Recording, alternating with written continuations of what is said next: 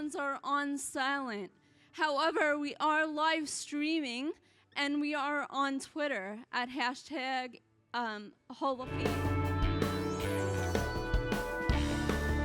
Reading all the awesome things that you are learning on these panels and the people that you're meeting. So we are on Twitter. Be interactive.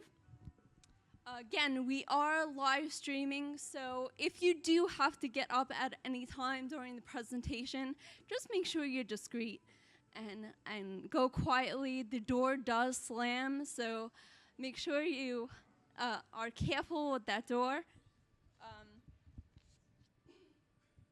And when we close the presentation, make sure that you gather all your belongings and you exit out the door to it's my left, your right, okay? And we will be holding a Q&A session at the end of each session. I'm also hearing that we'll be asking for you to be interactive. So I will be around with the microphone if you just raise your hand. Cool? Cool. Now that we got that stuff out of the way, are you guys ready? Woo! Keep talking. Go team. I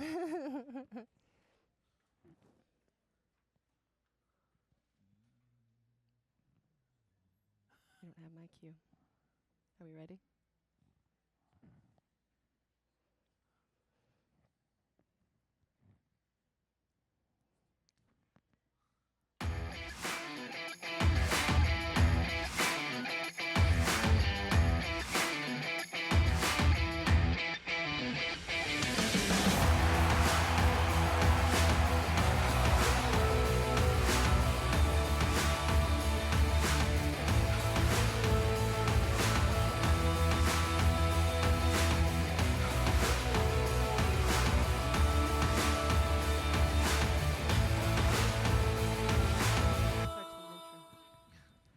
All right, if you guys would put your hands together, warm welcome for our moderator this afternoon, Raelynn McAfee.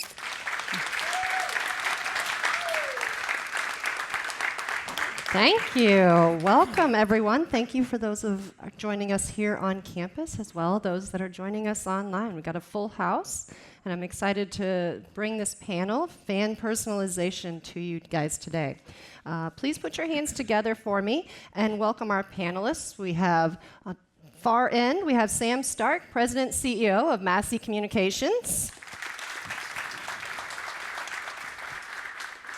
And Mr. Greg Downey, who is a course director in law and internet marketing.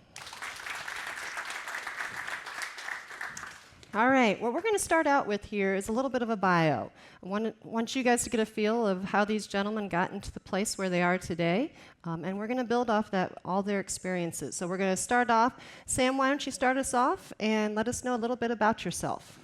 Well, thanks. I really appreciate the opportunity to be here. It's a great honor and a privilege. So thanks for allowing me to be here. A pretty random and diverse background in sports, and as a career, I started here at Florida Citrus Sports, the nonprofit organization that puts on the annual bowl games, a lot of other ancillary events. Spent about 6 years there as the director of events and operations, and got a really solid sort of event marketing, event management core background. Had an opportunity to go up to Chicago for about 3 years. Spent 2 years at a sports marketing agency. Managing the NFL sponsorship for True Value Hardware and also supporting their sponsorship of NASCAR and Major League Baseball. So really sort of pivoted a little bit from events to true marketing and promotions. Spent about a year up in Chicago with a company called IEG. They do sponsorship consulting. So there was really able to refine sort of a sponsorship background in valuation and asset analysis, package development. Came back here, had my opportunity to run my own business for about 3 years, and as I like to say, I didn't quite get filthy rich and had to take a turn and got out of sports for a bit and ran the Winter Park Chamber of Commerce. So did a lot of the same stuff, but just no bats and balls and cars and things like that. Then had the fortunate opportunity to be the president and CEO of the Central Florida Sports Commission here, sports tourism, recruiting and attracting major sports events to the Central Florida region. Got recruited to go up to Chicago, back to Chicago, to have a similar job starting of all cities. Chicago in 2011 didn't have a sports commission, and so I had the honor to be the first executive director of the Chicago Sports Commission. Did that for 3 years, and then it seems like my stints in Chicago last 3 years, and I got to get back, and came back here in 2014 to take over a marketing, advertising, and branding agency here called Massey Communications. Awesome. What a cool background, right? I've heard both of our panelists today, their background, and I'm so excited to hear about it.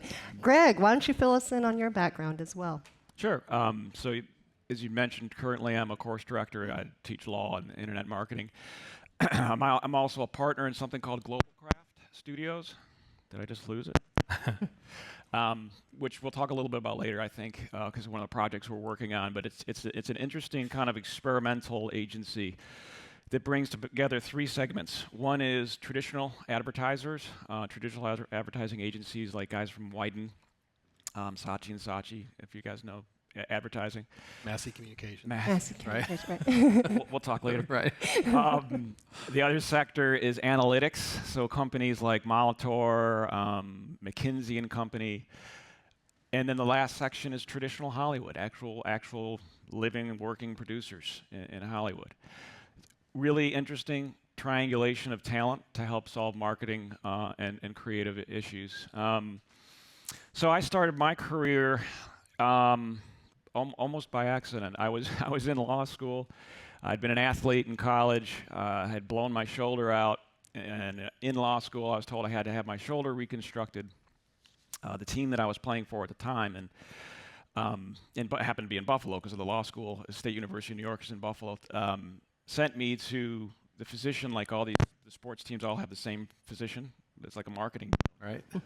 So they sent me to the Buffalo Bills physician. I thought, like, my life was over. You know, you blow your shoulder out, you're an athlete, it was horrible, right? Ended up starting my career because I ended up being sort of a rehab buddy of Jim Kelly. He and I became close. I'm really dating myself, but I got to tell the story. They all know who Jim Kelly is. It's okay, right? Yeah, okay. And he and I became very close. I ended up working for him. I ended up becoming his agent. I ended up running his charity. And then when he retired from football, I retired from football and went to work for the United States Olympic Committee in a couple different areas, one sports marketing and broadcast, and ended up getting more into the broadcasting and entertainment side, switched to the entertainment world, worked in Hollywood, leading a branded entertainment group at NBC Universal. It's sort of the beginning of that movement. Then ultimately I was recruited by the Coca-Cola company to run their entertainment division, and came down here for NASCAR. So Sam and I have that in common, the NASCAR experience. Awesome. See, I told you, pretty cool, right? Mm-hmm. All right, so what we're going to start off with here, our panel is obviously about fan personalization, and we talk a lot about it at Full Sail. That's one of the biggest things, in particular to the sports marketing degree, but across many industries. Want you guys to kind of define, what is fan personalization to you or to your organization? What does it mean to you? Greg, why don't you start off?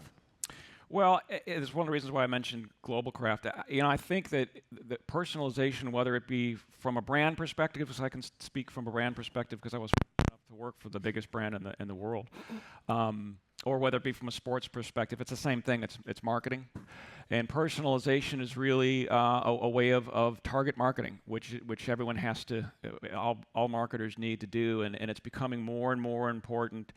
And you're doing it every day, so you can talk probably more too. But it's incredibly important because how fragmented the marketplace is and how cluttered it is. It amazes me how much things are changing and how quickly it's changing. And fortunately, I'm part of Full Sail, so I'm in the middle of it, and I see it all and teach it from a legal perspective. But I have a focus group in my house.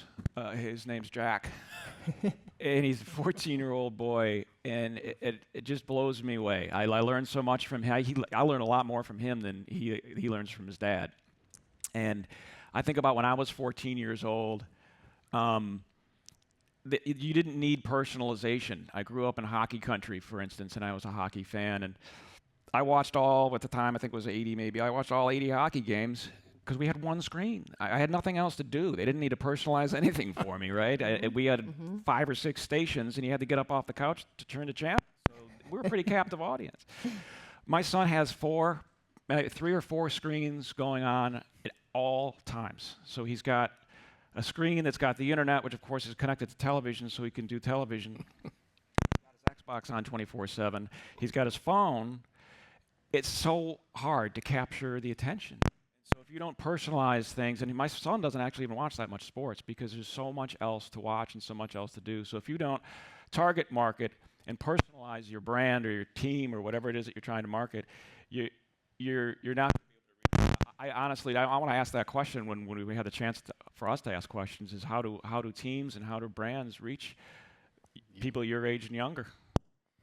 Yeah, I think it's to me it's this sort of intersection of technology and content, and so how do providers deliver that? And like Greg said, there's so many different platforms, there's so many different demographics, there's so many different people out there fighting for our collective attention as consumers, and so how do they utilize the technology that's some of it that's frankly old school and arguably as effective as some of it that's super new school and being developed probably right here in some of your classrooms and at this institution, and it's being able to showcase the right content at the right time to the right person for the right reasons, and to keep people engaged is a super important word. It might be even a little bit overblown. I mean, I think engaged is tough. Boy, it's tough to be, I think, for teams and leagues and events to have full engagement, but they need to have timely engagement, and they need to have sustained engagement for the appropriate amount of time. So again, to me, it really is this dynamic intersection of technology and content marketing. So you talk about the delivery, the method that you're delivering. From the agency's perspective, maybe first give a quick little rundown for those that don't know, hopefully most do know, what an agency does for their clients, but then touch on these methods and maybe some examples of how you've been able to make the personalization for one of your clients. I'm in an interesting spot. I took over an agency about 1.5 years ago, and it's a very traditional agency. It has a core client that markets very traditionally and frankly very effectively. So what I've been able to try to do is to turn our agency a little bit more tech savvy, and frankly even to now create a sports marketing niche in this market, because as someone who's been in this space sort of on both sides of the fence, both as a property and as an agency person, I feel like there's a real void in the Central Florida market for sports marketing specific agencies. And so the agency is really just a support team for a client, and we just try to help and leverage and activate and engage and create new ideas and new platforms for the client to execute. We throw up 10, 20 ideas, concepts, and hope that one of them sticks in the client's mind, and that they can actually execute based on timing, based on their assets, based on cost. So agency world is this combination again of promotions that again could be traditional, could be totally social or digitally driven. But our job is to help our clients achieve, for the most part, their sales goals, and we utilize a lot of different platforms. Again, some of them are super old school. I mean, from direct mail, God forbid, even old school email, but now obviously with all the different social media platforms, text, apps, and everything else like that.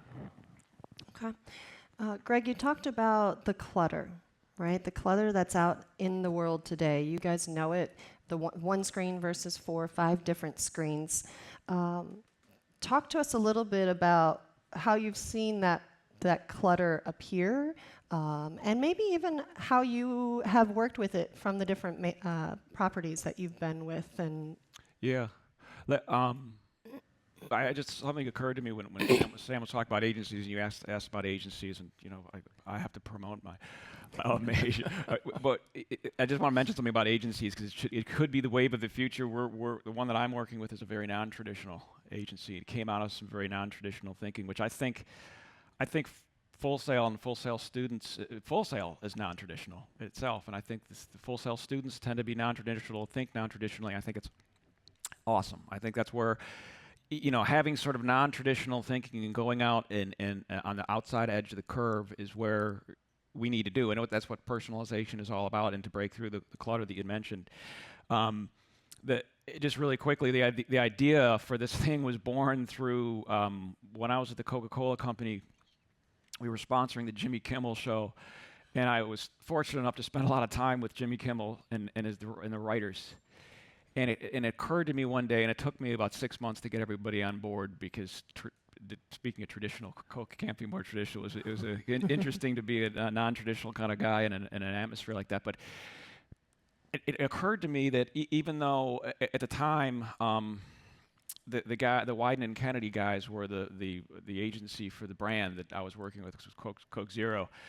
They're very, very creative. I love being around them. I love being around creative people. It's one of the reasons why I landed at Full Sail. Just love to be around creatives. But it occurred to me that the writers for the Jimmy Kimmel show were a lot funnier than the guys from Wyden and Kennedy. The guys from Wyden and Kennedy were pretty funny, but we were trying to use humor to reach youth. And the brand's purpose and voice is all about humor at Coke Zero. And so we were able to do it. I got the Wyden guys to sit down with the Kimmel writers, and they came up with some really unbelievably funny stuff. One of the ads, you probably won't remember, but one of the ads was that they actually punked Coke's lawyers. They had these two improvisational actors. One of the guys that sits in the car in the Sonic spots now. None of that stuff's written. Those guys just start going at it. They're fantastic. But they sat down with actual Coke lawyers and pretended they were a Coke brand guys. I don't know if you remember that, but anyways. No. Non-traditional.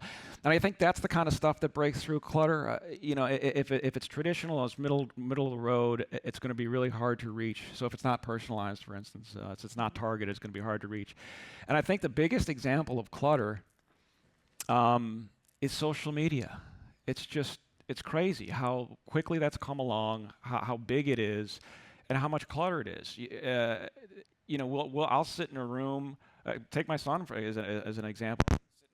My son and his friends, and none of them are talking to each other. They're all on their devices. Like, why are you guys even in the room? Why don't you guys just go home?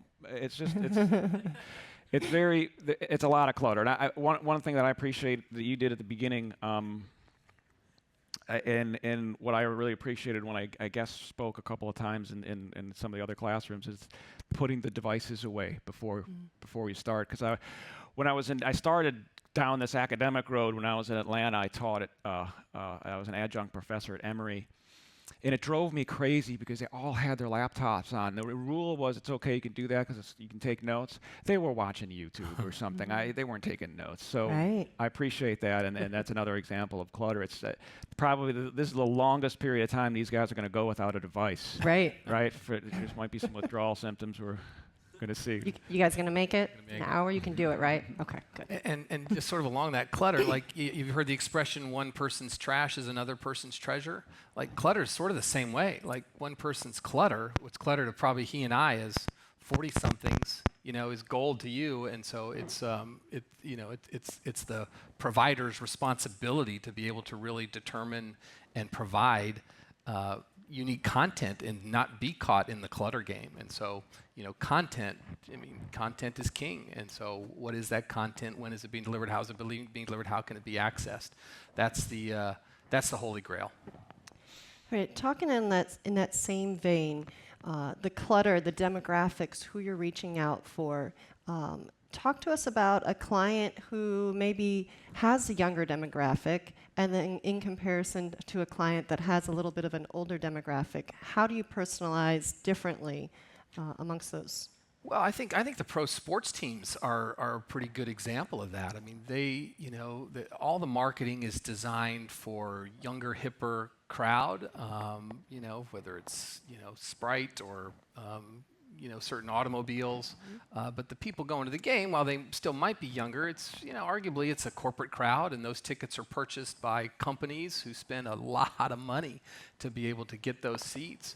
And so I think that they, of all people, have a really a pretty big challenge in front of them, and they have to use multiple platforms. And again, they have to find the right message for the right people at the right time. So I think sports teams, do it well. To me, the fan engagement, fan personalization, I mean, this is like day one. Like we haven't even seen anything of what it's going to be. And while I think the technology has certainly evolved over the past couple years, I'm not sure that there was a VP of fan engagement anywhere employed in the United States 2 years ago. But today, that's now a department, that's a division, that's a leadership opportunity, that's a C-level opportunity with the teams. So to me, they're one especially that has to really wrestle with how do they, why do you want to wear that Knicks hat and why do you want to wear that Yankees hat? And there's something that's kind of cool about it, and that's something that's very different than the 50-year-old CEO of a company who's buying, hundreds of thousands of dollars worth of tickets to those teams. Definitely. And you mentioned the NBA topic. Some of you guys may follow him. Mark Cuban is notorious. He's an internet guy, right? That's how he made his millions. And yet he is notorious for saying, step into my arena and put the phone away. He doesn't want to personalize within that stadium. And that goes to your point of understanding, when and where, right? He knows outside the stadium, it's perfect. Let's personalize. Inside the stadium, no, we're entertainment. You're looking at your phone and you're thinking about your phone instead of the game itself. And there's a lot of different approaches because he also says the NFL's different. They have a lot more dead time. The MLB is different, right? So the same thing goes true to your marketing of those different demographics, right? Greg, you talked about a little bit of the age difference as well. Talk to us about these guys coming into the industry and their perspective comparative to their upcoming leadership. Well, you just used the word that I was going to hit on earlier, which is perspective. And I hate to keep going back to my own firm, but the reason why we created Global Craft the way that we did was because, in my experience, the most, and I find this in my classes too, the most productive sessions that we would ever have, or meetings, or the best work would always come out of sessions, meetings, teams that have different perspectives. It's really important. If everybody in the room has the same perspective, if it's all a bunch of guys, like you put five Sam and Gregs in a room, it's not going to be as productive if you don't have people who have different points of view. And it's difficult to do. I happen to be maybe a little weird because I enjoy doing it, but if you, for instance, back to Global Craft, the reason why we have those three segments is because I believe the best product comes out of those three segments. I always want to have a creative in a room, even if the person's bored out of their mind. I always want to have an analytics wonk in the room, even though the person thinks the creative guy's a maniac. I mentioned the analytics side of our agency. It's difficult to get those guys to get together with like a Hollywood producer, but in everything that I worked on with brands, it was a lot about analytics and a lot about data, and that is what drives, and the technology that we're having now and able to collect the analytics and data is what drives really good marketing programs, and it's getting. I think we're going to talk about this later, but I'll talk about it now. It's getting scarier and scarier. And I'll give you an example of what I consider, a lot of marketing these days is like almost like a Trojan horse. I call it Trojan horse marketing. I'll give you an example about. It's about 8 years ago now. But about 8 years ago, I was at Coca-Cola, overseeing the entertainment division. The analytics people came up with a really good idea, a really good marketing idea. They came up with My Coke Rewards. So like many other brands, the credit card companies, the airlines, and so forth, it was a reward system. It was a customer loyalty program. It's not. That's what everyone thinks it is. And they thought, oh, Coke is great. Look at if we consume their products, we can go online and we can get tickets to American Idol and we can go see the Oscars and we can do all this stuff. It had nothing to do with that. It was data analytics gathering. So Every product has a code on it. You enter the code in the website, you get points. You think you're getting something. You think you're getting something cool from Coke because you turn in those points and you get stuff, tickets or hats or whatever. Those codes are collecting data, and I'm not an analytics guy, and I wasn't part of that part of the team. I was the one that was supplying the content, right, of the tickets and the working with record labels and all that. So I can't really speak to exactly what they're collecting, but they're collecting a lot of information on you. So when you take that code and put it into the computer, you think you're doing it for yourself, you might be able to get some cool stuff. You're telling them what you drink. You're telling them where you purchased it. You're probably telling them your geography, where you live, and probably a whole bunch of other stuff too. Because to sign up for the site, you probably have to tell them your age and things like that. So, if you do that, when you do that, like for instance, my son's a big Powerade drinker, and he's got a lot of Powerades on the site. We always get stuff about Powerade come to us. And then we'll get stuff about baseball that comes to us, because the things that we turn in are about baseball because my son plays baseball. Then I'll get stuff that's sent to me about spring training because they know that I like baseball and they know that I live in Florida. So it's getting a little scary, and I think it's going to get scarier and scarier as to how much brands know about you. But the whole purpose of this discussion is it's really important that they know you really, really well, because it's really hard to reach you guys. Right. Guys, think about that. The Coke rewards, well, it's the front of it, the face of it was, yeah, we're going to reward you. And yet you're hearing from the inside what it's really about for them is that data. Now think about it. From the inside, what else can we achieve? How do we personalize so you can achieve it? You want to talk about any type of success you've had on a Well, I think, not my direct success, but just knowing the Orlando Magic. I mean, they were one of the first teams in the league to really be able to capitalize on that sort of data collection. And so right when that ticket scan, goes through the gate, they know, who it is and where you're going and what you want to eat and drink and what you're buying at the merchandise and whether you can get a discount, whether you're eligible for a discount for whatever. They're truly one of the pioneers in the NBA in this sort of fan engagement and that sort of data capture. Now, again, what I sort of struggle with is how do they know that Greg, the season ticket holder from Coke, didn't give that to me? And so how does that data, is that data truly live and accurate? Maybe it matters, maybe it doesn't. I'm not smart enough to know that, but I'm sure they are, and I'm sure they're thinking about it. But it's a tough game, because again, the secondary ticket market is now so robust, and as we talked about earlier, tickets are so expensive. This isn't about the Magic. This is just about every sporting event in the world. So how do they know how effective that data is in terms of a season ticket or a printed ticket? But again, just from an observational standpoint, and somebody that I'm familiar with, knowing a lot of the people at the Magic, is they're at the forefront. And so when you go to the game there, when you go to the concession stand, maybe you've noticed it or not, you almost always get a discount on something. Go buy a T-shirt or a hat or something, you almost always get a discount. And I don't think that's random. It's very intentional, and it's very strategic how they design all that technology. Definitely. Now, I'm going to stick with you here for a second, Sam, because I want you to touch on the Sports Commission side. For those of you guys that don't know, Sports Commission helps bring sports to the city, right, as he mentioned earlier. Talk to us about the research behind, we're talking data and analytics here. Talk to us about the research of bringing sports to community. How and why? Yeah, it's probably one of those that it's not as, I'm not sure what the potential is in terms of sports tourism, research and technology and fan engagement. Because if you're hosting an event, be it the Super Bowl or World Cup or the under 12, girls gymnastics championships, you want people to come to your town. I mean, that's the job of sports commissions, is heads and beds, right? Get people to sleep in your hotel rooms, regenerate the tourist tax dollars, buy, at the theme parks and the restaurants, and increase sort of tax revenue. So that's the primary function.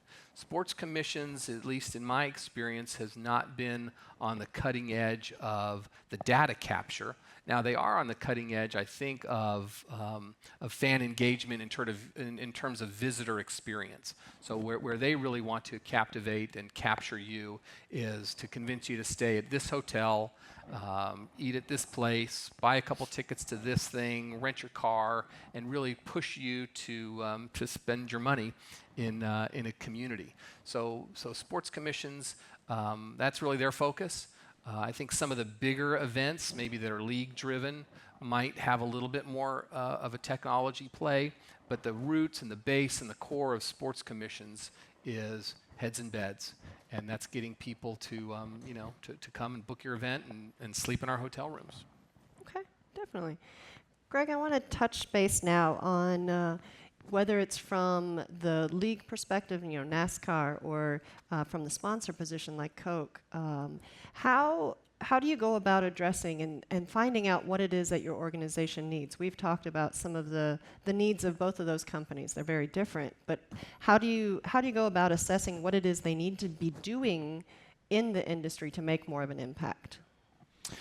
Yeah, I'm going to go back to say the same thing, but I deeply, firmly believe in research, in understanding your sport. There are leagues.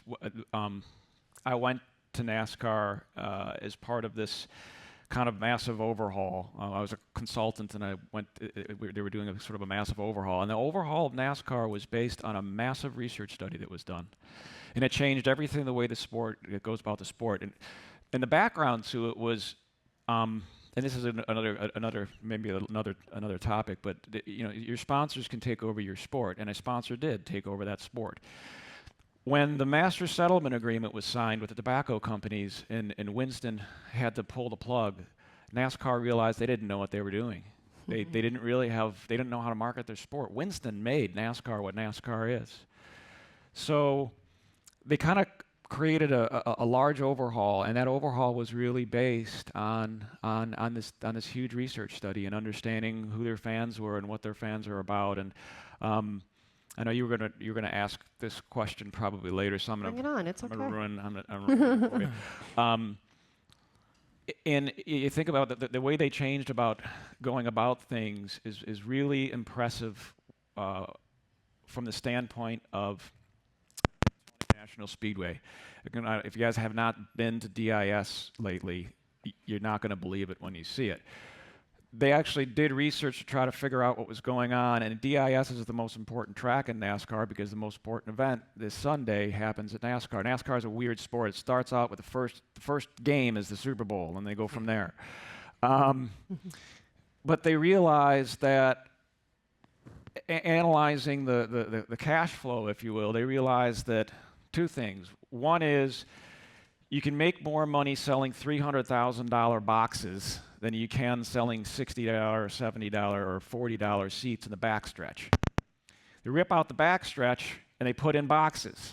That's one, smart, just from an economic standpoint. You also then don't need to worry about upselling those people, because when you sell a $40 ticket, then when they get there, you want to have to sell them a T-shirt, you want to make sure they buy 2 hot dogs and a beer and so forth. And you don't have to worry about that when you sell a box.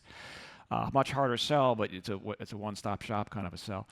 And then the second piece was they're trying to build a sport, right? They're trying to build a fan base. And they realized that, and I think most sports would probably agree after they kind of figured this out. They didn't know their sport well enough until they really, really looked at it. They spent too much time worrying about your core fan base. And it's like some sports do spend too much time worrying about the core fan base. Why? It's because it's the core fan base. It's not going to go anywhere. What upsets the core fan base doesn't have anything to do with like what you're doing with your stadium and marketing and so forth. It usually upsets the core fan base is something like a rule change.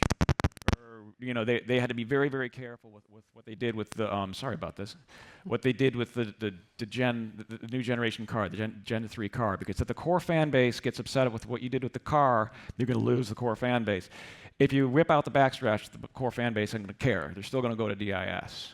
In fact, the core fan base probably isn't even on the backstretch. They're on top of the RVs in the middle of the infield.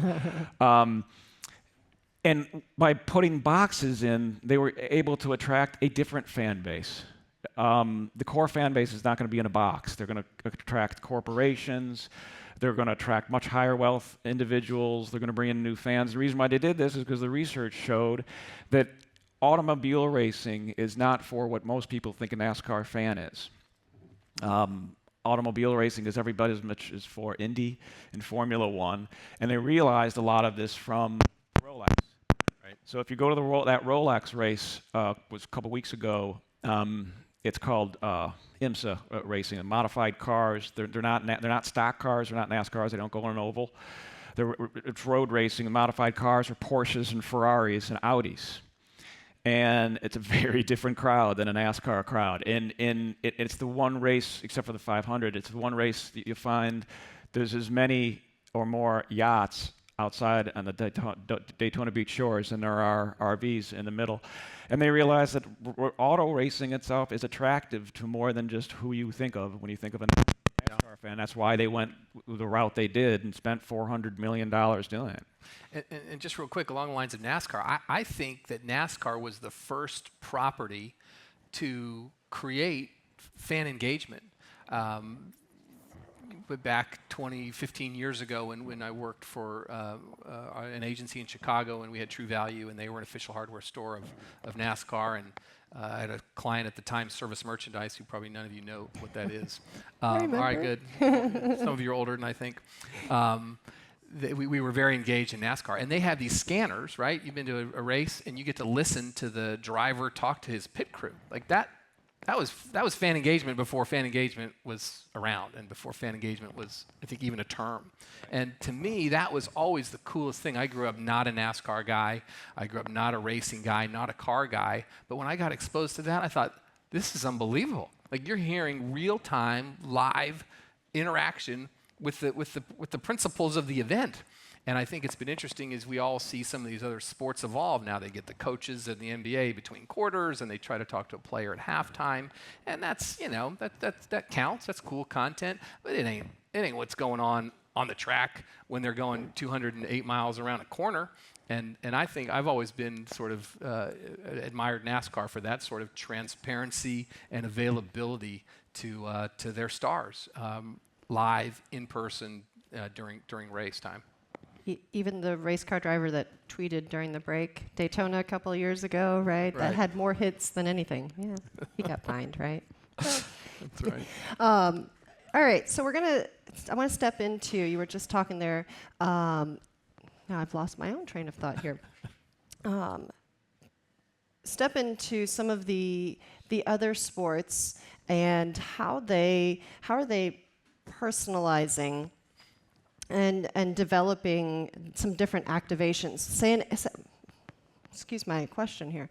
A client comes to you and says, "Hey, this is our core demographic," right? And you and your team, they take a look at it, and you realize it's not their core, their demographic who they need to be reaching out to and personalizing to. Talk us through that approach.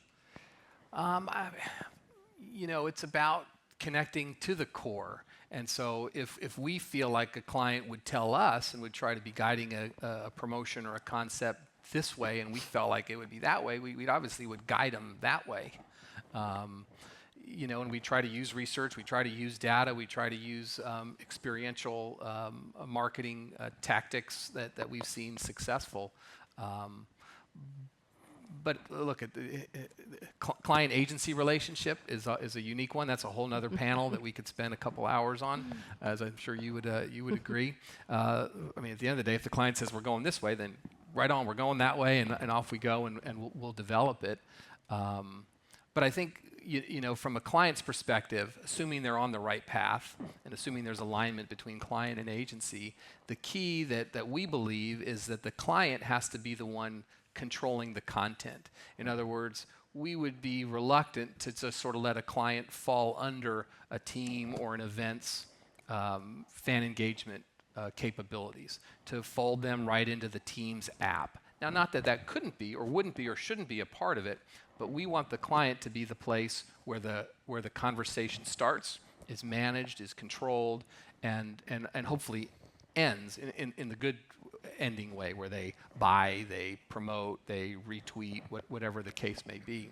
So the key for us, and again, this is why we feel like there's a niche in this marketplace for some sports marketing guidance, is that we don't see a ton of people in this market investing their money and doing much more beyond game day. And that's really where we would want to be able to guide a client and say, in stadium is certainly a great opportunity. It's a captive audience.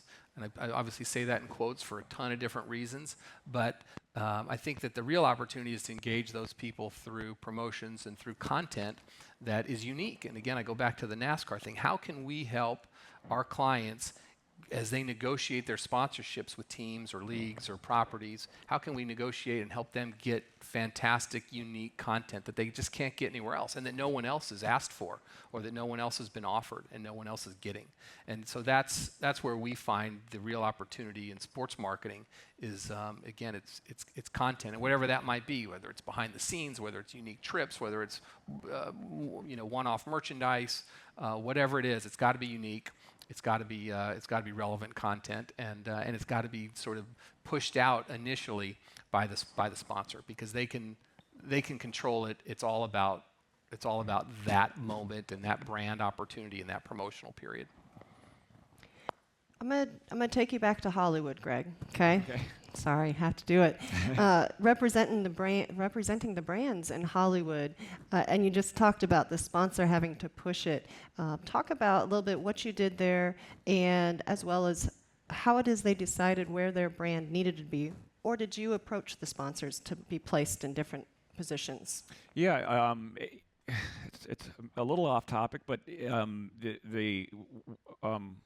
Raelynn is referring to is branded, what's called branded entertainment, and when I was at NBC Universal, I oversaw that kind of movement, and what it was the advertising community, and again, I think everything, I'll probably start to sound like a broken record, but everything goes back to research and everything goes back to technology, and technology drives probably 90% of what happens in sports and in entertainment. And the technology that drove branded entertainment into creation was the DVR.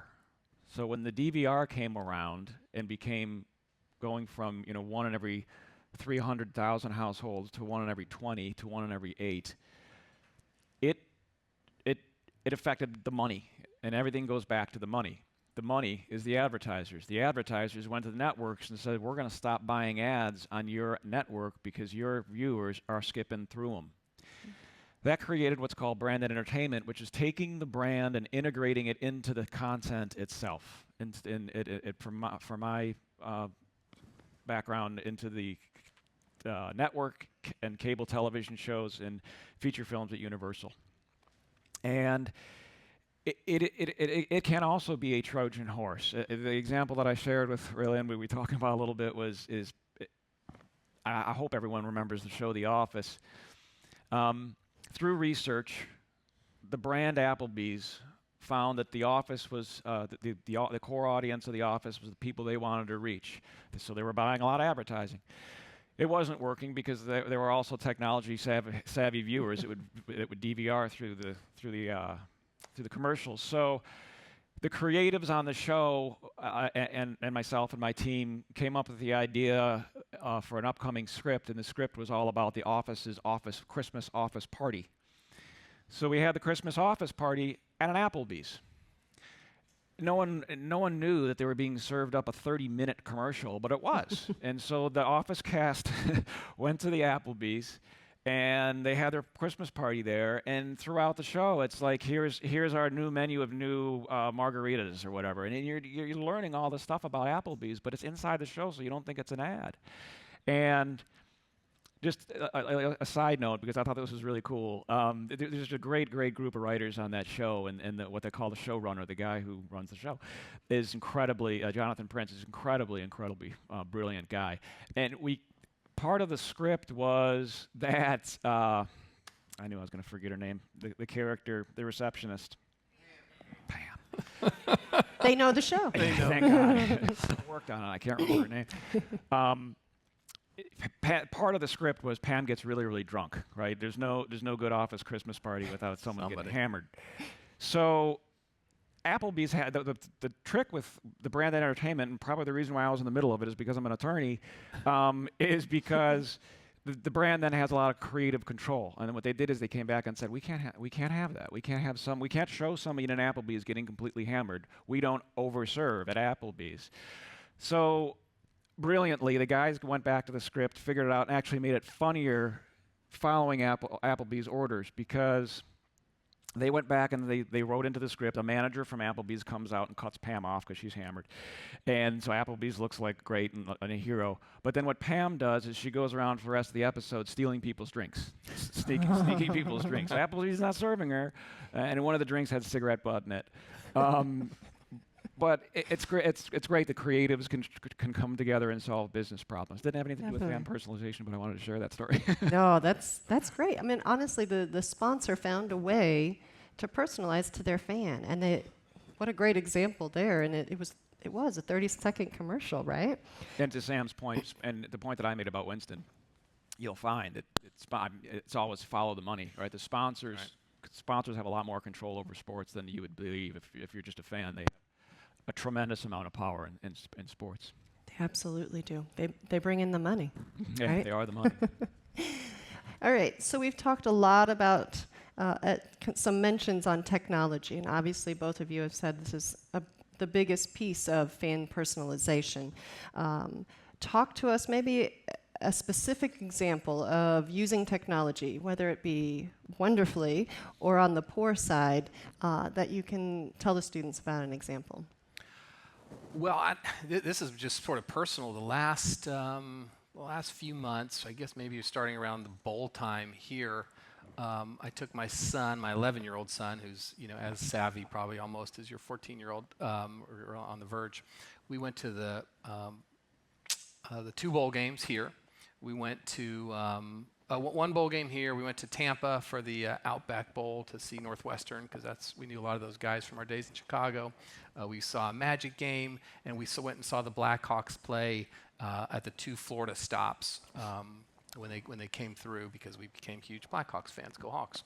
And I just wasn't that overwhelmed and impressed with the tech, with the Wi-Fi, because nothing makes a father more proud than to take a selfie with his kid and post it on there and be like, father-son moment. This is great. We're loving this, and it just wasn't very good. And I don't know. It was a bad night. I don't know what the deal was, but one of the things we thought a lot about, with this panel is what's the most important element to fan engagement, and certainly within arena and within stadiums, it has to be Wi-Fi. Right? Because that's what we all live on, and that's part of our water and our food and our clothing necessities. And it just wasn't. I don't know what happened. Maybe it was a bad day, bad night. Maybe it was me, but I was surprised that I just didn't feel. I know it's not an easy task, and again, I'm no tech wizard to understand how simple or difficult that is. But being in sports arenas quite a bit over the past few months. Feel like there's still, and that's why I said it earlier, I think we're just at the cutting edge of what's possible, because the technology, in my little experience, was less than what I expected. Okay. What about you, Greg? Yeah, I have a short answer. Unfortunately, I wish I had a longer one, but it's because I don't know that much about it, and I don't know where it's going, but I know it's going here. To sort of sum up the whole idea of personalization, so currently my firm is working with one of the leagues, I can't say which one, but on VR. And that's where we're going. That's what's going to happen, right? Virtual reality or something similar to it.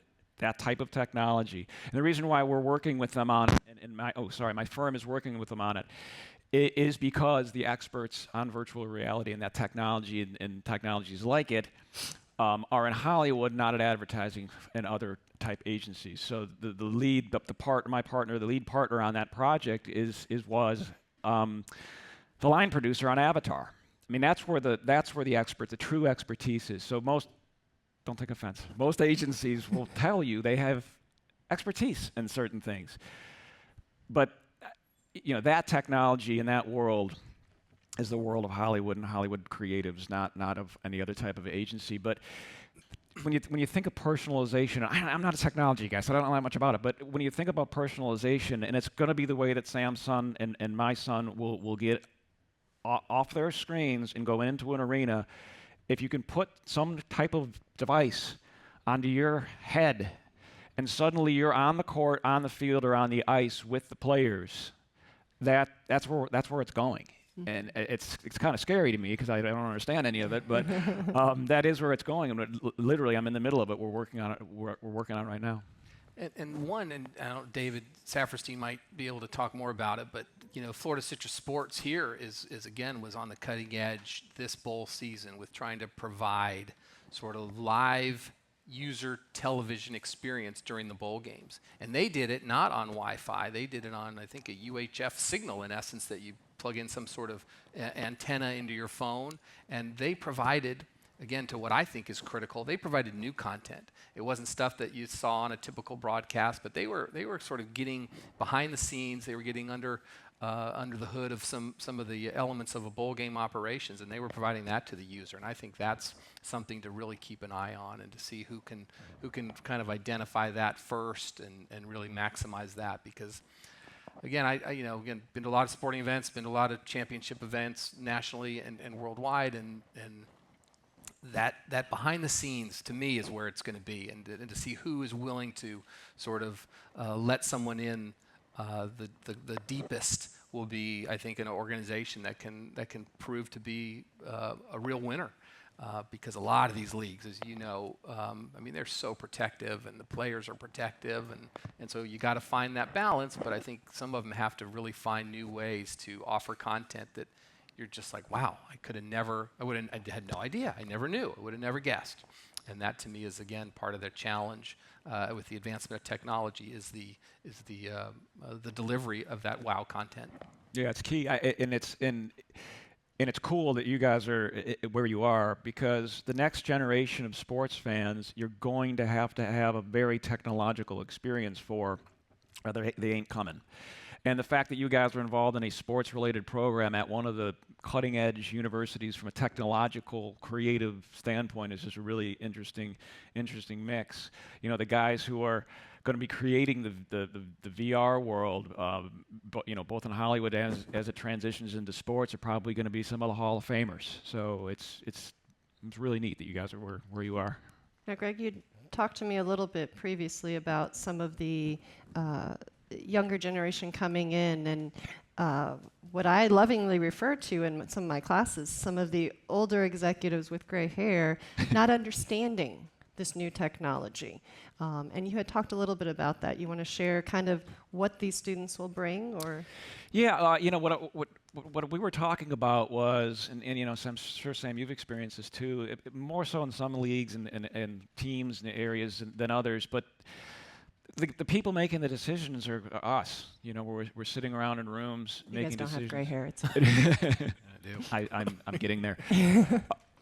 But it's folks that necessarily don't necessarily understand the technology and aren't on the cutting edge. So, and I mentioned earlier, it's really important to have perspective. That's what I always did when I was an executive. I always try to have as many different perspectives in a room as possible, and not just line the room with a bunch of guys like me. God forbid it was a room full of attorneys. So I think what you guys will be able to bring to the entity that you end up working with is your full sale knowledge, is your ideas you got here, your knowledge of technology, how it can be used. You're going to be sitting in a room with a guy like me, and I'm not going to know anywhere near as much about technology as you do. So it's important, and hopefully the executives will recognize that in you, and you guys are the next generation of executives. So. I just think it's such an interesting, forecast, because again, like you said, today when I go to a sports game, for the most part, I want to watch it. I want to take my selfie with my son, and I want to post it, and then I want to watch the game. I'm not that interested, and frankly, to me, I'm not sure that they're providing any of that wow content that I need to go dive deep and dig around their app and find it and get a seat upgrade and know that there's a special on a hot dog and a Coke and I'll save me $2. Like, I want to watch the game. I really do. So for you guys, for sort of a younger generation, I don't know what your thought is on that. And then frankly, when in 15, 20 years, what's going to be your approach when you go to a game? You're going to be the one, making a good amount of money, and you're going to be the one investing in your season tickets for your company or your family. And what are you going to want to do? Are you going to want to be on your phone or your tablet or your who knows what it'll be then? Or are you going to want to actually watch the game? So it's this crazy sort of push-pull dynamic that I think, again, the teams have to wrestle with to provide variety and diversity for everyone. Because some people, that's what they're there for. You look around, that's all they're doing. They're on there banging away the whole time. And some of us just don't want to do that. So that's one that I think is a mystery. The future will unfold. You guys got to figure out. I mean, I mentioned earlier, my son doesn't. I mean, he's a great athlete. He's on an all-star baseball team. He loves sports. He follows sports. I don't know how. He never watches sports. I'm on the couch watching a game. He's never there with me, which sucks, but we can talk about that offline. But then I'll see him. I'll come down to the kitchen and get some food or whatever, and I'll be like, "Buddy, you're missing a great game. You should have seen the shot. You should have seen the shot or whatever." He's like, "Yeah, I know. So and so scored in the third." And I was like, "Well, how do you?" He knows it because he's getting it through the internet, or maybe he's flipping it on his TV when he's not, or maybe he figured out a way to flip Xbox and put the TV up in the corner of the X. I don't know how he does it, but you guys got to figure that out because the that generation is not going to sit in front of a TV and watch a sporting event. That's great points, you guys, of the engagement within the game, the engagement sitting at home. There are different responsibilities. There's different tasks there. And like we said earlier, it's not just my job to get them to the game anymore. You have to entertain them at all points in time around this. It's 366 days a year this year, to entertain them and engage them and make it personal to them. So there's so much content out there to engage them with, just as Sam, you were saying. Sam, I want to step back a little bit. We talked about the younger generation coming in. Talk to us about your agency. I'm putting you on the spot here. What is your agency demographic of who you have working for you? What does that look like? Luckily, I'm pretty much the old guy, so it's a good mix. There's only 9 of us, but it's a pretty young dynamic. There's 2 of us in our 40s, 3 of us maybe in our 40s, and the rest are 30s, maybe 2 20s. Okay. So it's a pretty good mix, and it helps a lot because so much of client wants, needs, whether it's reality or perception or social media driven. And so they want a robust, Facebook page and Twitter page and Instagram page and YouTube. And so that's really where our dynamic young talent is delivering. And the clients find value in it. It's measurable. You can see the engagement, and so they love it.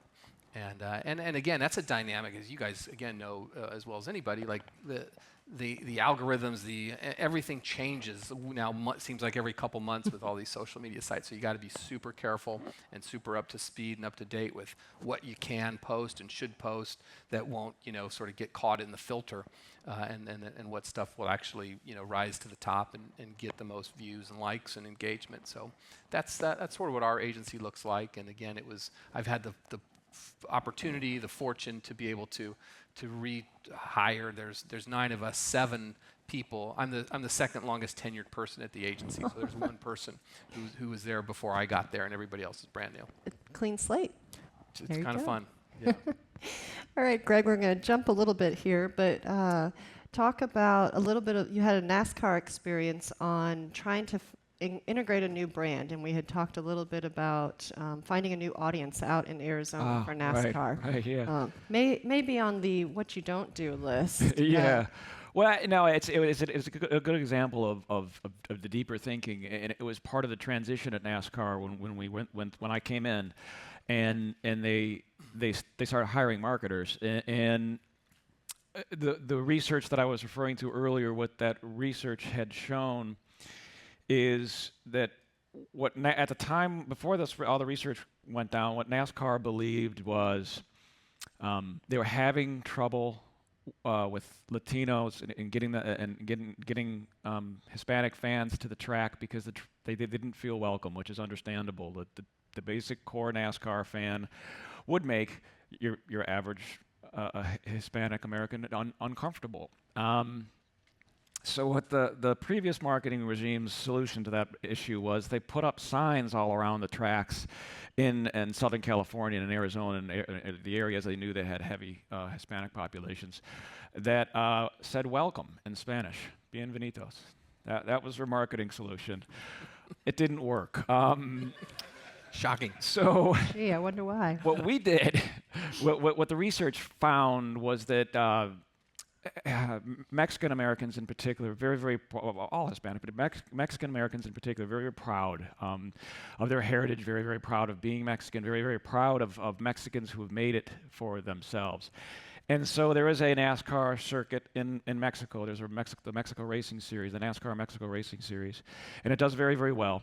And so what we decided to do was bring the first event from the Mexican Racing Series to Phoenix, the Phoenix International Speedway. It's the first time that the Mexican Racing Series ever was in the United States, and it was extraordinarily successful. Mexican Americans came out in droves to PI. To PIS, and you sort of, and we got, we saw, for the data showed, you got converts, because NASCAR is one of those things you have to see. If you turn on the television and watch it, you're probably going to, unfortunately, far too many people do. That's boring. These cars are going around in a circle. If you've ever gone to a NASCAR event, I can't describe it. It's unbelievable. So, and I think most sports are like that. I've felt that way about hockey. Hockey, for sure. Hockey is so much cooler in person. Well, pretty much all sports are. But anyways, that's another sort of an example of really, delving deep into the issue, doing the research, understanding your fan, understanding what's going on, and then create a marketing program based on that, not just because you think it's a good idea. Absolutely. Content and research and personalization all in one, right? All right, I want you guys to give the students a little bit of a feel for who it is that you follow, that you admire, that you like to watch in the industry. For me, I like right now, I kind of like a couple of the college network conferences. I think the Pac-12 and the Big Ten networks both do an outstanding job in that kind of unique content and fan engagement. What's interesting, though, is that for them, and maybe it's a little generalization, it could get me in trouble, the schools aren't doing it as much yet. I spoke with a friend last night who's works for IMG College, the group that has a lot of the rights to these major universities and colleges for their sports marketing. And I said, who's the best out there? Who's the best in-stadium sort of Wi-Fi / technology / fan engagement? He said, basically, I don't know. And I thought, interesting. Now, I think college sports are a little different, but we won't get into that too much. But I was surprised to hear that answer. Nonetheless, I think the conference offices, those two that I mentioned in particular, are doing it. I think NASCAR. There's a guy, and I'd love it if you did this. There's a guy, Steve O'Donnell. Steve is, I think, in essence, the number 2 guy at NASCAR. A good friend of mine. If I'd follow him, he provides insight. Like, he tells you stuff. He's at every race just about, and he shares what I would argue is the truth, and just tells it like it is, and whether you like it or not, and whether it's making a driver upset or a media upset or a group upset, he tells it like it is. So I'd follow him, and if you do this, like, follow him now and say, hey, Steve, Sam Stark told me to follow you. That'd be a lot of fun. I'd get a lot of mileage out of that. But he's a college buddy and fantasy football league, co-league member. So and remind him that I beat his, just about every time we play. But I think he does a really good job with him. But those 2 conferences stand out as 2 that I really like to watch. Okay, great. Greg, what about you? Well, unfortunately, I have kind of a vanilla answer, but I have been, and since the 80s, been kind of fascinated by Apple. First, obviously, Steve Jobs, and now Tim Cook's doing. And to sort of circle back to one of the topics we were talking about with this data gathering and technology. I mean, Apple's it, right? This school is a great example, one of the biggest partnerships in Apple's history.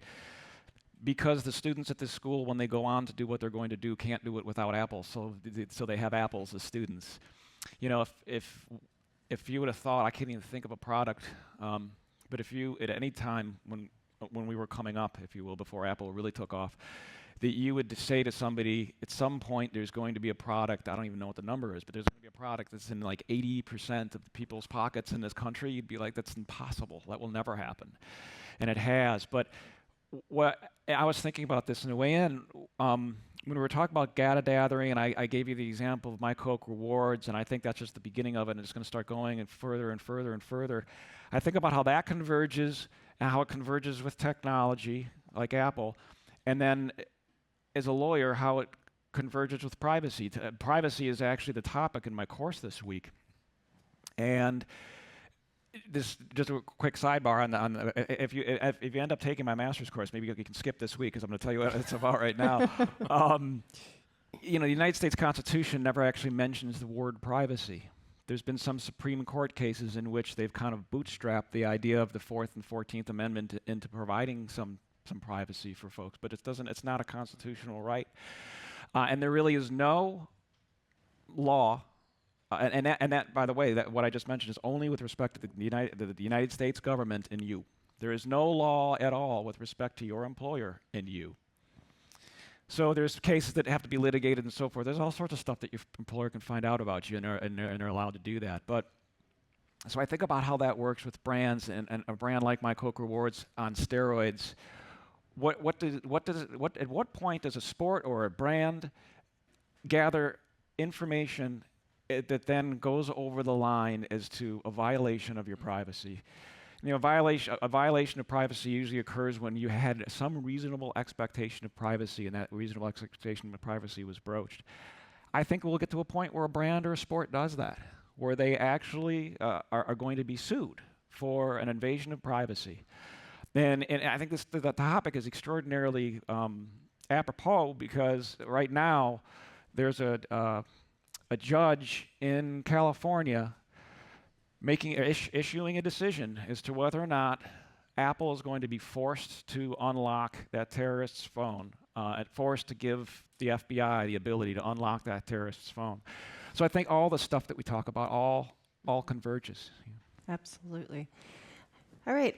At this time, I want to open it up to questions from our crowd. I know these guys have some amazing knowledge, and I want you guys to pick their brains. So we'll get hands in the air here, and we'll bring the microphone around. Those of you joining us online, please be sure and talk to our moderators, and they have a voice for you here as well.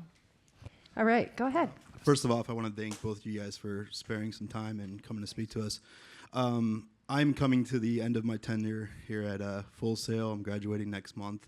And I've always been really intrigued from the word go about entering the agency route rather than the team route.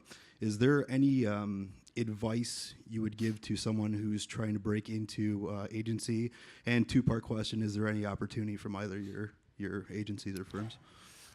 It's a great question. I'm not sure that that the advice would be much different than, regardless who you're going to go after, whether it's a team or a league or an industry. I mean, it's a competitive field, just like all of those. I think there are places, there might be markets that you want to really decide you might have a better chance of getting those opportunities. Chicago, Atlanta, New York, San Francisco, LA.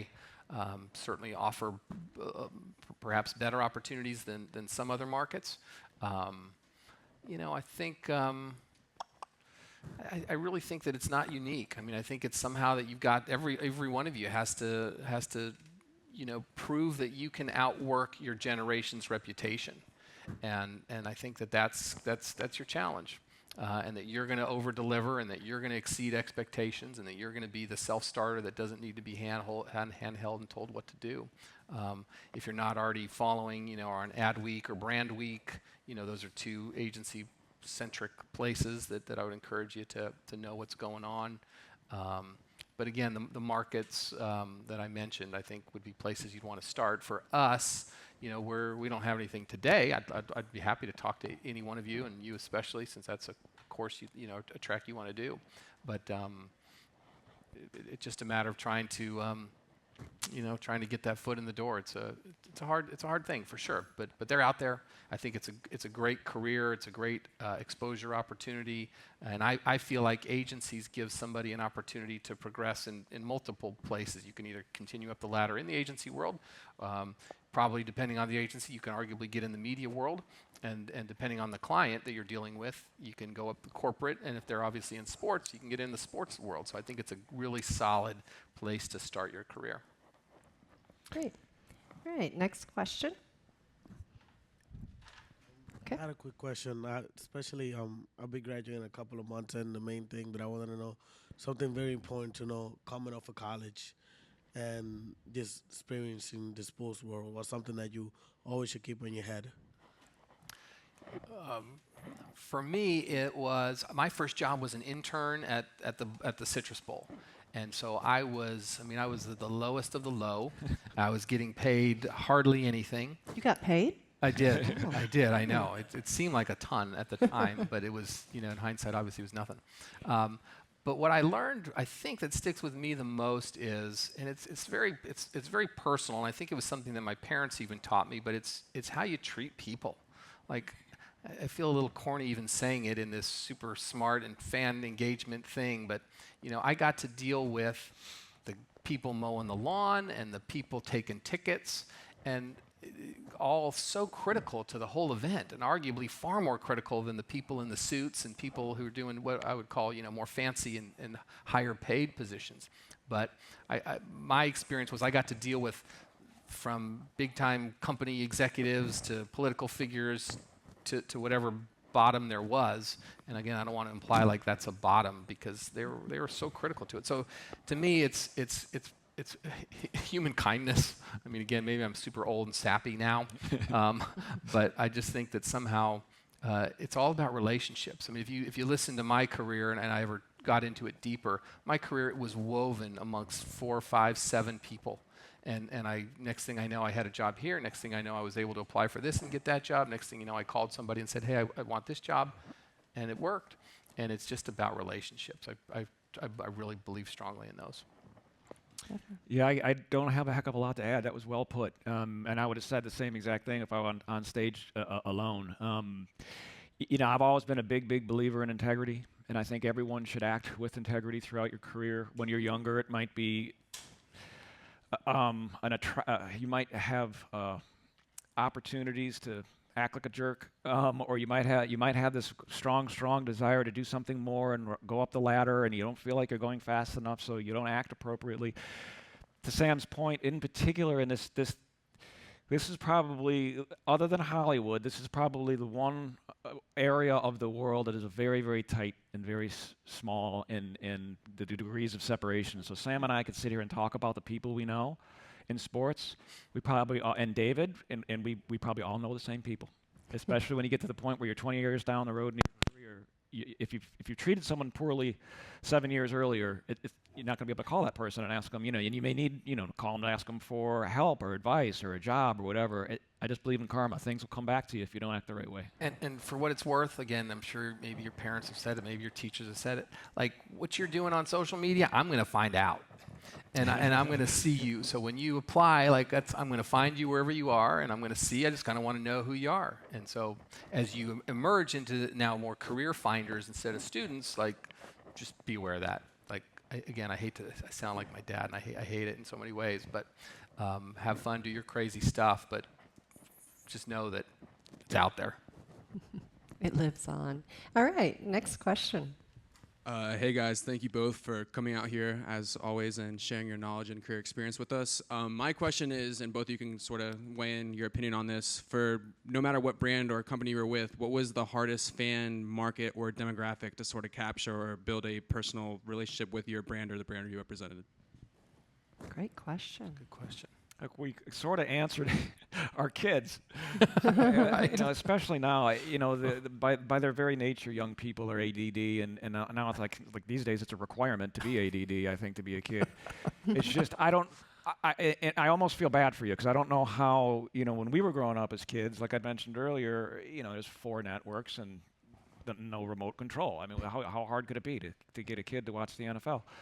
I just think you're challenged with that younger age demographic, because they're so hard to reach because they have so much going on. But in some ways, they're easier to reach because they're always in in various places.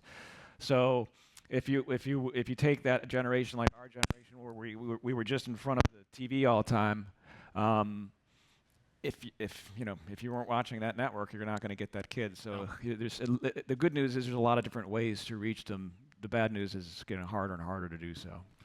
Yeah, hard to argue that. I had one little experience. I mentioned service merchandise earlier, and when I was in Chicago for the sports marketing agency, they were a client, and they literally were on their way down.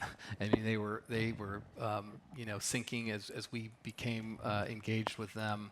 For those of you who don't know, like they were Target before Target was Target, but they had a conveyor belt. Anyways, we did some work with them, and we married Bill Elliott, a Hall of Fame NASCAR driver. We got the service merchandise on the back of his number 94 car, which was title sponsored by McDonald's. So you look at two totally polar opposite brands in so many ways. Financially, if nothing else, where McDonald's is always doing this, and service merchandise was doing that. And our challenge was to create a promotion, and to take advantage of that investment. And it was probably one of the cooler ones that I was ever involved with, where if you're a NASCAR fan, you know what the die-cast cars are, right? The little cars that everybody has, and when they change their paint scheme, they come up with a new one, so you and I will buy them. We created a promotion where we created it and we brought it to McDonald's, and they accepted it, where in essence that the car would change paint schemes 4 times throughout the year, but at the end of the promotion, and you could get those at McDonald's, those 4 cars at McDonald's, but at the end you would come to service merchandise to get a hauler, the big 18-wheeler trucks, and like a platform where you could put all the cars on. So it gave service merchandise some relevance in a very brief amount of time, and not enough to save them. But it was a cool promotion nonetheless. That it was a tough audience, it was a dying audience, it was a dying brand, yet we found a pretty kind of, I think, a creative way to marry them with a world-class brand, and actually drove some revenue for them in their dying days. I'm not sure if that totally answered your question, but I like that story anyways. It just something that struck me too. I think what's interesting is that Josh and I were actually having this conversation. I'm glad I remembered it. I remember less and less these days. That what I think, and you guys already know this probably, I might probably telling you something you already know, but what I think was really interesting for me to read, I don't think you can actually read the whole thing, but you can at least read the article about it. There's a gentleman named Jeremy Jacobs. He owns the largest concessionaire company in the world. It's called Delaware North. Because he made a lot of money, he bought the Boston Bruins. Like all good sports fans. He commissioned a study called The Future of Sports. There was an article in the USA Today for sure about it, because I saw it there. There's probably other articles about it. In particular, the USA Today was a good one. I think it would do you guys a lot of good to read that, find it. I don't know if you can actually read the study that he commissioned, but it got a lot of interest. He shared it with 10 other NHL owners, and they all wanted to know more and do more and look at more research, number one. And number two, I think what's fascinating for me that came out of that article is how big esports can be and are going to be. Oof. And I think you guys are in a very unique position to take advantage of that next wave of the future. And in particular, you're at Full Sail. It's the Harvard of gaming, right? And so that's what Josh and I started talking about. It's like, we're at the Harvard of gaming. We've got a sports program. I think we're on the verge of a massive revolution with respect to esports. Like, when my son's my age, he will more than likely have at the top of his list of athletes, of great sports heroes of his, esport person, LeBron James. So I think it's the future. Yeah. I have trouble understanding it because I don't play games, electronic games, but I can see where and it's funny because I think of Bruce Springsteen always used to say, or still does say, he thinks it's funny that his father always used to yell at him, "Bruce, get off that goddamn guitar. Put the goddamn guitar down and do something with your life."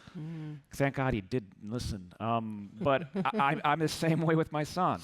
Jack, get off the goddamn games, go play, go do something, call a friend. Maybe I get lucky and Jack's like the LeBron James of esports 20 years ago. Fingers crossed for you. That'd be great. But I didn't realize that until recently. Until I started realizing this is a real part of it. This isn't just like bullshit. This is a real part of his life. He's into it as I was into playing football when I was a kid, and I hope he gets really good at it and starts making money. But I was blown away this year when they had this competition, and that team won like $1 million for playing e-games. So I think it really is. It's real, and it's going to get bigger and bigger and bigger. Greg, come to the panel tomorrow, because there's a panel tomorrow about esports. Okay, there we go. Awesome. Learn a little bit more. All right, another question. Hi, thanks for coming out today. My question centers on not really personalizing fan experiences within the venues in the games, but kind of like in the off season and community relations and things happening around the general area of where the teams are. Yeah. I mean, just that again. That to me is a holy grail opportunity for sponsors and for the teams, and that the two need to do a better job of working together to make that happen. I think that the teams often get super focused and hyper focused on the in-game experience, which is great and is important. But there's only, baseball 160 and basketball 80 and football 16. All of those other days of the year, there's got to be better ways to captivate and capture and provide content. So I think I mentioned that earlier. That's really where we feel like as an agency in this market that we can help both the teams and sponsors do better. We don't have the answer yet, but we're working on it, and we feel like it's a critical spot that can be developed. And again, from our perspective, it's got to be driven by the client. It's got to be driven by the sponsor, because otherwise they just sort of get washed in and they get put in line with all the other sponsors that the team has, and that's fine. I mean, that's the nature of that business and that form of entertainment. But it's so critical for sponsors when they're going to negotiate with teams or events or other properties that they get assets, critical assets, outside of the four walls of the stadium. Definitely. Yeah, that's right. And it's a great point that Sam makes is this. Whether you're at the sponsor or whether you're at the sport, the sponsors are critical for keeping that year round. I think one group that does it pretty well without actually using its sponsors, but they're such a behemoth, is the NFL. Sure. They just the Super Bowl's just ended, but now we'll talk about the draft, and then when the draft is going to be over with, then we'll talk about the combine, and then it's summer and they're playing again, and so they do a good job of doing that without actually using the sponsor to do it. But I think of like the Olympics, when they come around every so often, so they try to get as much juice out of it as they can. So they came up with all these ancillary events, and Coca-Cola was a sponsor of the torch, and they just made that up. They just made, let's take the torch and have it go across the world and run with it. And they just made all that up. It has nothing to do with the Olympics, but it's a great idea of an ancillary. Well, and the NFL, if I may, when I was at the Chicago Sports Commission, we got a call from the NFL in 2012. And said, we have an idea for an event. And exactly what Greg just said, we have the Super Bowl, then we sort of died down between the draft and what's next. And so there was a lot of discussion about trying to fill that gap with content. And they haven't launched it or done anything with it, so I'll leave it at that. But what it did lead to was a draft discussion. And obviously, if you're paying any attention, you saw the draft was in Chicago last year. And they did it very differently than they've ever done it before in New York, where before it was just in the theater. But in Chicago, we had the opportunity to build them a stadium in the park for 3 or 4 days. And again, it was fan engagement, and it was content that made the NFL, far more relevant than they normally were with just their normal draft. And so they're always looking for that, 365-day relevance and content. Yeah. Absolutely. Excellent. All right, next question. All right. Hi, Raelynn, Sam, and Greg. We have some great questions from our online students who have joined us today. And here's one of them from Ben Carlson, who's in the Sports Media Marketing Bachelor of Science program. He asks, how would you go about marketing teams in a league such as minor league baseball, where players are constantly in flux and are not used for promoting the product? That's a great question. My feeling on minor league sports, is it's the players, it's the talent, and whether just because nobody necessarily knows who they are, they're still talent. And I think that to me, minor league sports and schools that's the golden ticket. And that and it's a little more grassrootsy, right? That's not the most savvy answer probably somebody else might say, but I think that the minor league sports, it's all about community engagement and community relations and being places, creating loyalty. And so what when Josh Mora, the first baseman for the Albuquerque Dukes, gets called up to the Dodgers? Great. Then now that guy they can like that guy, like the Dodgers, but they can still always remember that moment they had with a professional athlete. So, to me, that's the answer. I mean, of course, there's all kinds of other ways to do it, but I think that's something I felt like I've noticed in different markets that I think that they can do a better job of introducing the people, their athletes, and their talent to the community in a far greater way. Yeah. Yeah, and it's not. No, I'm no more near as much of an expert on that world than Sam, but just almost anecdotally, I think one of the things they have actually take advantage of how there's so fewer barriers to entry at the minor league level. And it can be such a better experience than at the professional level. No one feels real good about spending $12 for a beer. So, I've been to a bunch of different baseball games, had the good fortune to go to a San Francisco baseball game with my brother, and it's the most beautiful stadium, but I felt like robbed. I mean, it was so expensive. Everything was so expensive. The game wasn't even all that good. And I used to go to the minor league team where I lived in Colorado almost every Friday night because it was just fun. It was easy. It was right there. It was cheap. You'd sit on a hill. Everyone loved it. We'd go there with 10, 15 people. It's just a better experience, and I think you have to play up the fact that it's a family experience. It's a better experience, and people won't feel like they've been robbed when they leave. Well, and just a little bit further on that, I think it aligns with it, is, you've got to get your kid to want to go. And you talk about clutter. In a lot of markets, it's hard for a minor league team to be the icon. I mean, in some it's possible if it's a small enough community, but in some, they're fighting against a major league team or two, or a professional theater company or two, or a university or two. And so again, I just feel like that personal relationship. So when my son comes home and says, "Dad, I just met Josh Mora," and nobody knows who Josh Mora is. He's a first baseman for the Albuquerque Dukes. I mean, who cares? But he wants to go, so guess what? We're going. Mm-hmm. And that's a great combination there of you personalize it for them to get them in the stadium. And then once they're in the stadium, you've engaged them so much they want to come back for more. Right. Absolutely. Another question from our online? Oh, all right. Well, thank you everyone for joining us today. Let's especially thank our guests, Sam and Greg.